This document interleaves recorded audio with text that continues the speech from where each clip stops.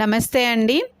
ఎన్నో శతాబ్దాల చరిత్ర దాచుకున్న కదంబవనంలో ఋషులు తపస్సు చేసిన ప్రదేశం, శ్రీరాముడు అడుగుపెట్టిన నేల, గోదావరి ఒడ్డున వెలిసిన ఈ దివ్య ఆలయం వెనక ఉన్న రహస్యం నిజంగా మనల్ని ఆశ్చర్యపరుస్తుంది, మనల్ని ఆలోచింపచేస్తుంది.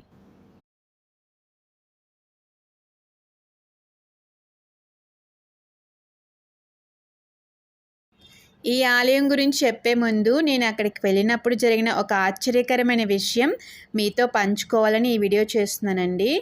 అయితే ముందుగా ఈ ఆలయానికి చేరుకోవాలంటే 4 చెరువులు దాటుకొని వెళ్ళాలి. ఆ చెరువుల మధ్యలో ఇక్కడ వీడియోలో మీకు చూపిస్తున్నాను చూడండి. ఆ చివరి కనిపిస్తుంది చూసారా? అదే అన్నమాట మనం వెళ్ళబోయే ఆలయం. అయితే ఆ చెరువుల మధ్యలో కనిపించే ఈ చిన్న ఆలయం చూడగానే ఏదో ఒక దివ్యమైన అనుభూతి కలుగుతుందన్నమాట. అప్పుడు అక్కడ గ్రామస్తుల్ని నేను అడిగాను, ఈ చెరువు యొక్క ప్రత్యేకత ఏంటి అని.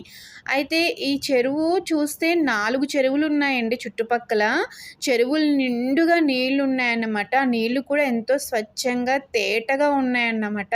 సో నేను అడిగానన్నమాట, ఈ చెరువుల యొక్క ప్రత్యేకత ఏంటి అని చెప్పేసి.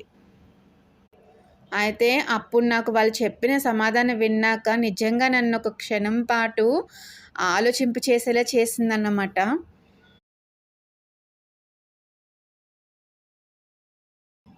పూర్వం అంతర్వాహినిగా గోదావరి ప్రవహించే సమయంలో శివలింగం చుట్టూ ఏర్పడిన పవిత్ర జలాలు కాలక్రమేణా ఈ చెరువులుగా మారాయి అని చెప్పారు.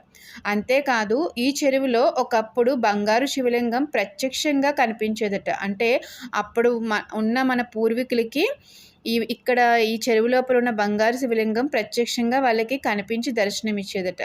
అది విని నేను ఆశ్చర్యపోయి, అయితే ఇప్పుడు ఆ శివలింగం ఏమైంది? ఎవరైనా తీసుకుని వెళ్ళిపోయారా? లేక ధ్వంసం చేశారా? అని అడిగాను. అప్పుడు వాళ్ళు చెప్పిన మాట నిజంగా, శివలింగం ఇప్పటికీ ఈ చెరువులోనే ఉంది. కానీ పూర్వం మన మనుషుల మనసులు పవిత్రంగా ఉండేవి. అందుకే వారికి దర్శనమిచ్చేది. ఇప్పుడు మన కళ్ళు పాపిష్టి కళ్ళు అయిపోయాయి. అందుకే మనకి కనిపించట్లేదు అని అన్నారండి. నిజంగా వాళ్ళు చెప్పింది ఒక కథ కాదు అండి. మన ఆలోచనలు మార్చే విషయం. పూర్తి వీడియో తొందరలోనే అప్లోడ్ చేస్తానండి. ఇలాంటి అద్భుతమైన ఆలయ రహస్యాలు, భారతీయ సంస్కృతి వైభవం గురించి ఇంకా ఎన్నో విషయాలు తెలుసుకోవాలంటే తప్పకుండా భవానీ ఇన్ బ్లూమ్ ఛానల్ని సబ్స్క్రైబ్ చేసుకోండి. వీడియో నచ్చితే మాత్రం ఒక చిన్న లైక్ చేయండి, షేర్ చేయండి.